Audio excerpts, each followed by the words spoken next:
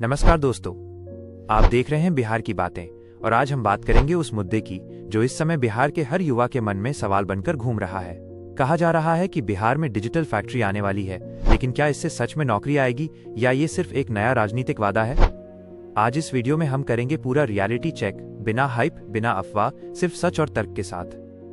तो चलिए वीडियो शुरू करते हैं। सबसे पहले बात करते हैं, आखिर बिहार डिजिटल फैक्ट्री है क्या?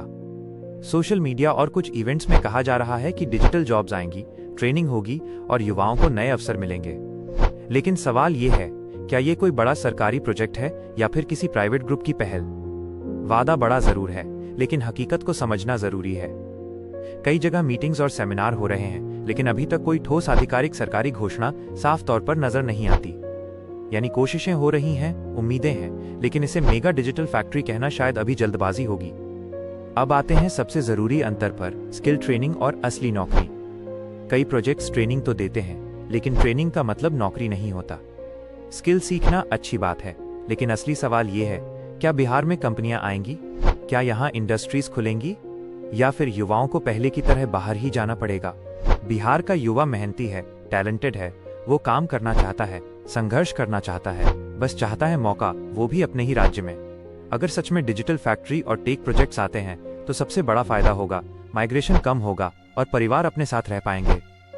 बात करें स्टार्टअप कल्चर की, तो बिहार में कई युवा छोटे छोटे स्टार्टअप शुरू कर रहे हैं, फ्रीलांसिंग कर रहे हैं, ऑनलाइन काम कर रहे हैं। यह शुरुआत है, ऊर्जा है, लेकिन बड़े स्तर का इकोसिस्टम बनने में अभी समय लगेगा। अब तुलना करते हैं उन शहरों से जो आज इंडिया के आईटी हब हैं, बेंगलुरु, हैदराबाद और पुणे।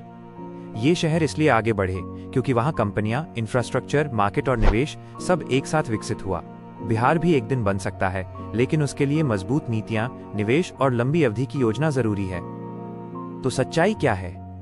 डिजिटल फैक्ट्री की बातें हो रही हैं, उम्मीदें हैं, कुछ प्रयास भी दिखते हैं, लेकिन इसे अभी बड़ी रोजगार क्रांति कहना सही नहीं होगा।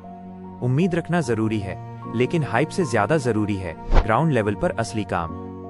फिर भी अगर सरकार, प्राइवेट सेक्टर और स्टार्टअप्स मिलकर काम करें, सही दिशा में निवेश हो, तो आने वाले सालों में बिहार भी डिजिटल और टेक हब बन सकता है।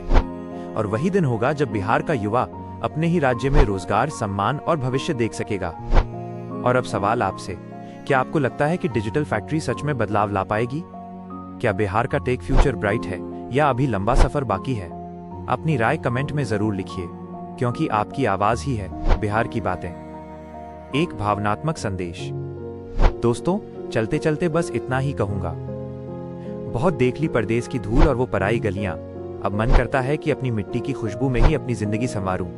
माँ की आंखों का इंतजार खत्म हो और पिता का कंधा अब झुकने न पाए। काश कोई ऐसी फैक्ट्री यहाँ लगे कि फिर किसी बिहारी को घर छोड़कर मजदूर न कहलाना पड़े, क्योंकि हुनर तो हमारे खून में है, बस इंतजार है तो अपने ही आंगन में उस एक मौके का।